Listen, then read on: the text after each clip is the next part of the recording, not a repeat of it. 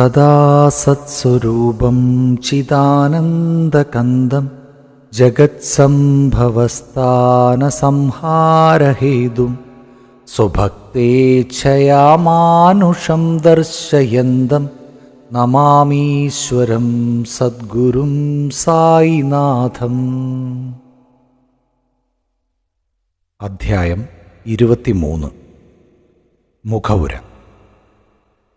യഥാർത്ഥത്തിൽ മനുഷ്യാത്മാവ് സത്വ രജസ് തമോ ഗുണഗണങ്ങൾക്കതീതമാണെങ്കിലും സ്ഥിതി, ജ്ഞാനം, ആനന്ദമെന്ന അവസ്ഥകൾ മായയാൽ മറന്നുപോകുന്നു. ഞാനാണ് കർത്താവ്, ഞാനാണ് ഭോക്താവ് എന്ന തെറ്റായ ബോധം വളർന്ന് അത്യധികം കഷ്ടതകൾ അനുഭവിക്കുന്നു. മോചനമാർഗം കാണാതെ ഉഴലുന്നു. ഗുരുപാദഭക്തി മാത്രമാണ് മോചനമാർഗം. സായി പ്രഭു ഭക്തന്മാരെ ഉദ്ധരിച്ച് അദ്ദേഹവുമായി താദാത്മ്യം വരുത്തുന്നു.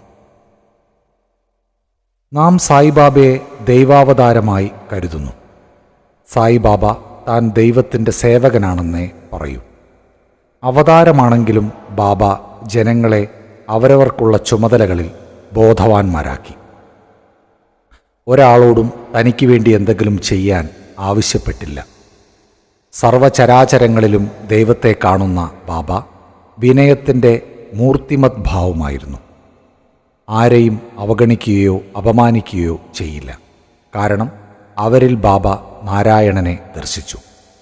എല്ലായ്പ്പോഴും ഭഗവാനെ സ്മരിച്ച് അല്ലാ മാലിക് എന്നു പറയും.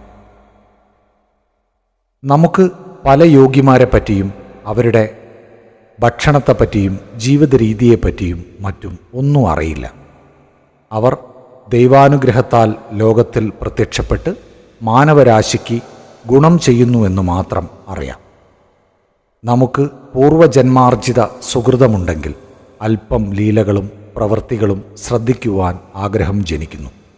ഇല്ലെങ്കിൽ ആഗ്രഹം തോന്നുകയുമില്ല. നമുക്ക് ഈ അധ്യായത്തിലെ കഥകളിലേക്ക് തിരിയാം. യോഗവും ഉള്ളിയും. ഒരിക്കൽ ഒരു യോഗ സാധകൻ നാനാസാഹിബ് ചന്ദോർക്കറോടൊപ്പം ഷിർദിയിൽ വന്നു. അയാൾ യോഗശാസ്ത്രം മുഴുവനും കൂടാതെ പതഞ്ജലിയുടെ യോഗസൂത്രവും പഠിച്ചിരുന്നെങ്കിലും പ്രായോഗിക അനുഭവമില്ലായിരുന്നു. കുറച്ചു നേരത്തേക്ക് പോലും മനസ്സുറപ്പിച്ച് സമാധി പ്രാപിക്കാൻ അയാൾക്ക് കഴിഞ്ഞിരുന്നില്ല. അയാൾ സായിബാബയുടെ അനുഗ്രഹം കൊണ്ട് മനസ്സുറപ്പിച്ച് സമാധി ശീലിക്കാൻ കഴിയുമെന്ന് ആഗ്രഹിച്ചു. ആ ഉദ്ദേശത്തോടെ മസ്ജിദിൽ പോയപ്പോൾ സായിബാബ റൊട്ടി ഉള്ളി കൂട്ടി തിന്നുന്നതാണ് കണ്ടത്. ഇത് കണ്ട് അയാൾ കരുതി, ഈ പഴയ റൊട്ടി പച്ച ഉള്ളി കൂട്ടി തിന്നുന്ന മനുഷ്യൻ എങ്ങനെ എൻ്റെ പ്രശ്നം പരിഹരിക്കും? സായിബാബ അത് മനസ്സിലാക്കി നാനാ സാഹേബിനോട്, ഓ നാനാ, ഉള്ളി ദഹിക്കാൻ കെൽപ്പുള്ളവനെ തിന്നാൻ പാടുള്ളൂ, മറ്റുള്ളവർ തിന്നരുത് എന്ന് പറഞ്ഞു. ഇത് കേട്ട് വിസ്മിതനായി യോഗി ബാബയുടെ കാൽക്കൽ അർപ്പണബുദ്ധിയോടെ നമസ്കരിച്ചു. അയാളുടെ വിഷമങ്ങൾ തുറന്ന് സംസാരിച്ച് ബാബയോട് പരിഹാരമാർഗവും മനസ്സിലാക്കി സന്തുഷ്ടനായി ബാബയുടെ ഉധിയും അനുഗ്രഹവും വാങ്ങി ഷിർദിയിൽ നിന്ന് പോയി. ശ്യാമയെ പാമ്പ് കടിച്ചത് സുഖപ്പെടുത്തിയത്. ജീവൻ തത്തയെപ്പോലെയാണ്. ഒന്ന് ശരീരത്തിലും മറ്റത് കൂട്ടിലും ബന്ധനസ്ഥരാണ്. ഇരുവരും ബന്ധനാവസ്ഥ നല്ലതായി കരുതുന്നു. ഒരു സഹായിയോ ഗുരുവോ വന്ന് മോചിതരാക്കുമ്പോഴാണ് സ്വാതന്ത്ര്യത്തിൻ്റെ സുഖവും ബന്ധനത്തിൻ്റെ ദുരിതവും അവർ മനസ്സിലാക്കുന്നത്. കഴിഞ്ഞ അധ്യായത്തിൽ മിരിക്കാരുടെ കഷ്ടപ്പാടുകൾ തീർത്തതും മറ്റും വായിച്ചല്ലോ. അതിലും ഗംഭീരമായ ഒരു സംഭവം വിവരിക്കാം. ഒരിക്കൽ ശ്യാമയെ വിഷപ്പാമ്പ് കടിച്ചു. കൈയിൻ്റെ ചെറുവിരലിനാണ് കടി. വിഷം ദേഹത്തിൽ വ്യാപിക്കാൻ തുടങ്ങി. ഭയങ്കര വേദന അനുഭവിച്ച ശ്യാമ താൻ ഉടനെ മരിക്കുമെന്ന് ഉറപ്പിച്ചു. അയാളുടെ സുഹൃത്തുക്കൾ അയാളെ വിഷമിറക്കൽ പതിവുള്ള വിഠോബ ക്ഷേത്രത്തിലേക്ക് കൊണ്ടുപോവാൻ നോക്കി. പക്ഷേ ശ്യാമ മസ്ജിദിലേക്ക് ഓടി, അയാളുടെ ഭഗവാന്റെ അടുക്കലേക്ക്. ബാബ അയാളെ കണ്ട് പുലഭ്യവും ചീത്തയും പറയാനും തുടങ്ങി. കോപിഷ്ഠനായി ബാബ അലറി, ദുഷ്ടപുരോഹിത, ഇവിടേക്ക് കയറരുത്, കയറിയാൽ നോക്കിക്കോ. എന്നിട്ട് വീണ്ടും അലറി, പോ, കടന്നുപോ, താഴെ ഇറങ്ങ്. ബാബയെ കോപിച്ചു കണ്ട ശ്യാമ അന്തം വിട്ട് നിരാശനായി. എവിടെ പോവാനാണ് അയാൾ? ജീവിക്കാനുള്ള പ്രതീക്ഷ നശിച്ച് അയാൾ നിശബ്ദനായി ഇരുന്നു. കുറച്ചു കഴിഞ്ഞ് ബാബ ശാന്തനായപ്പോൾ ശ്യാമ അടുത്തുപോയിരുന്നു. അപ്പോൾ ബാബ പറഞ്ഞു, ഒന്നും ഭയപ്പെടണ്ട, ഒന്നും കരുതണ്ട. ദയാലുവായ ഫക്കീർ നിന്നെ രക്ഷിക്കും. വീട്ടിൽ പോയി ശാന്തനായിരിക്കൂ. പുറത്തു പോകണ്ട. എന്നിൽ വിശ്വസിച്ച് നിർഭയനായി പേടി കൂടാതെ ഇരുന്നാൽ മതി. അങ്ങനെ അയാളെ വീട്ടിലേക്ക് അയച്ചു. ഉടനെ താത്യാ സാഹിബിനെയും കാക്കാ സാഹിബ് ദീക്ഷിതിനെയും പറഞ്ഞയച്ച് എന്തു വേണമെങ്കിലും കഴിക്കുകയും വീട്ടിൽ നടക്കുകയും ആവാം, പക്ഷെ കിടക്കുകയോ ഉറങ്ങുകയോ ചെയ്യരുതെന്ന് അറിയിച്ചു. ശ്യാമ അതുപ്രകാരം ചെയ്തു. സുഖപ്പെട്ടു. ബാബയുടെ ആജ്ഞ, പോ, കടന്നുപോ, ഇറങ്ങ് താഴെ എന്ന് പുറമെ തോന്നുന്ന പോലെ ശ്യാമയോട് പറഞ്ഞതല്ല, വിഷത്തിനോടായിരുന്നു. മറ്റ് മന്ത്രവാദികളെപ്പോലെ ബാബയ്ക്ക് പ്രത്യേക മന്ത്രമോ വെള്ളമോ അരിയോ ജപിച്ചു കൊടുക്കലൊന്നും ആവശ്യമില്ല. ബാബയുടെ വാക്പ്രഭാവം കൊണ്ട് മാത്രം ശ്യാമ രക്ഷപ്പെട്ടു. ഈ കഥയും മറ്റ് ഇത്തരം കഥകളും കേൾക്കുന്നവർക്ക് ബാബാപാദങ്ങളിൽ ഭക്തി ഉറച്ചു കിട്ടും. മായാസാഗരം കടക്കാനുള്ള ഒരേയൊരു വഴി ബാബാപാദങ്ങൾ മനസ്സിൽ ധ്യാനിക്കൽ തന്നെയാണ്. കോളറ. ഒരിക്കൽ ഷിർദിയിൽ കോളറ പടർന്നു പിടിച്ചു. ജനങ്ങൾ പേടിച്ച് ഗ്രാമത്തിന് പുറത്തുള്ളവരുമായി എല്ലാ സമ്പർക്കവും നിർത്തൽ ചെയ്തു. പഞ്ചായത്ത് കൂടി 2 നിയമങ്ങൾ പാസാക്കി. 1, വിറക് വാങ്ങി ഗ്രാമത്തിൽ കൊണ്ടുവരാൻ പാടില്ല. 2, ആടിനെ അറക്കരുത്. ആരെങ്കിലും ഇത് ലംഘിച്ചാൽ പഞ്ചായത്ത് പിഴ വസൂലാക്കും. ബാബയ്ക്ക് ഇതെല്ലാം അന്ധവിശ്വാസമാണെന്നറിയാവുന്നതുകൊണ്ട് അതൊന്നും വിലവെച്ചില്ല. അന്നേരം ഒരു വിറകുവണ്ടി ഗ്രാമാതിർത്തിയിൽ വന്ന് ഉള്ളിൽ വരാൻ അനുവാദം ചോദിച്ചു. വിറകിന് കടുത്ത ക്ഷാമമുണ്ടായിട്ടും നാട്ടുകാർ വണ്ടി വരാൻ അനുവദിച്ചില്ല. ബാബ അവിടെ വന്ന് വിറക് മസ്ജിദിൽ ഇറക്കാൻ പറഞ്ഞു.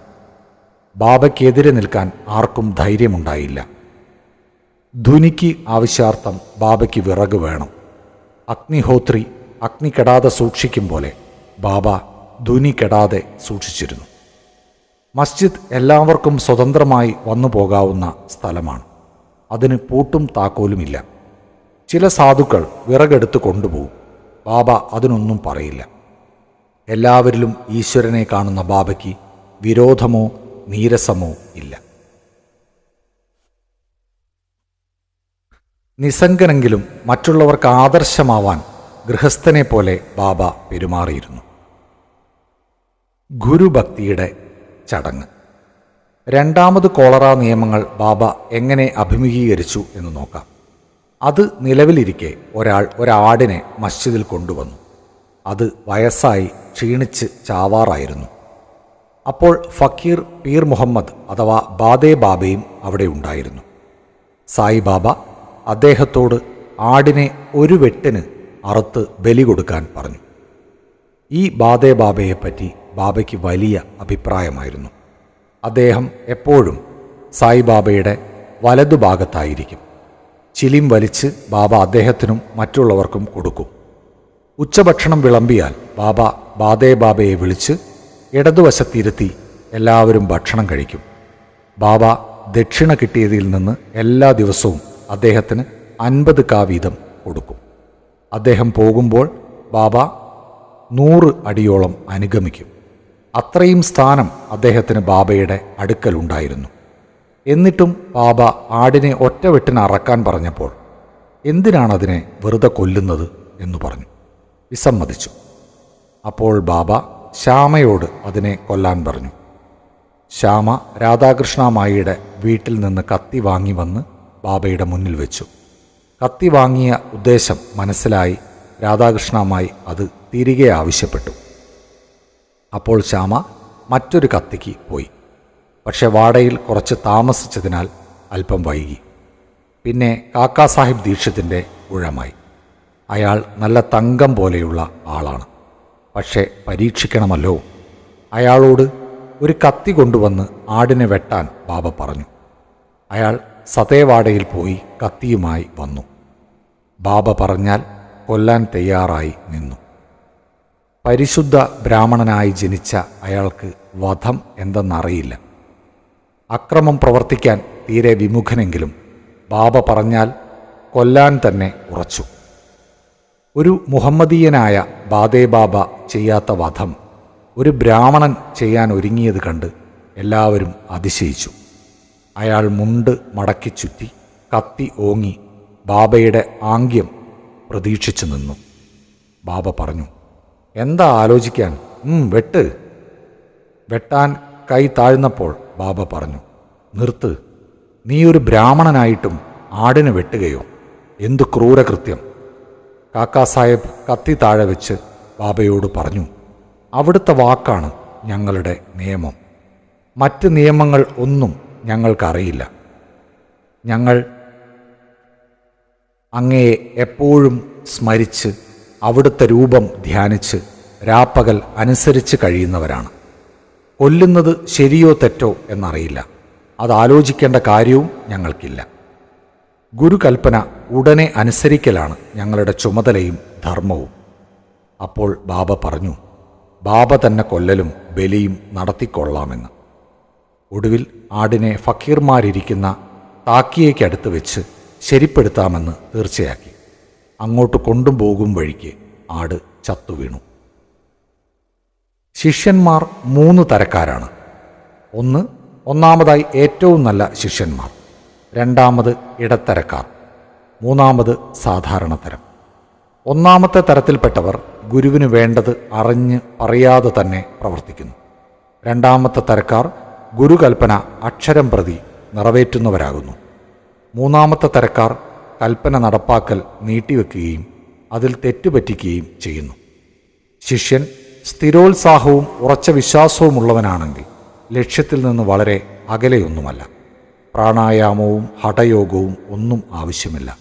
മുൻപറഞ്ഞ ഗുണങ്ങളുള്ള ശിഷ്യന് സ്വമേധയാ ഗുരുക്കന്മാർ പ്രത്യക്ഷപ്പെട്ട് അതാത് അവസരം മുന്നോട്ടു പോകാനുള്ള ഉപദേശങ്ങൾ കൊടുക്കുന്നു. അടുത്ത അധ്യായത്തിൽ ബാബയുടെ കളിതമാശകളെപ്പറ്റി രസകരമായ കാര്യങ്ങൾ പറയാം. ശ്രീ സായിയെ നമിക്കുവിൻ. ലോകശാന്തി ഭവിക്കട്ടെ.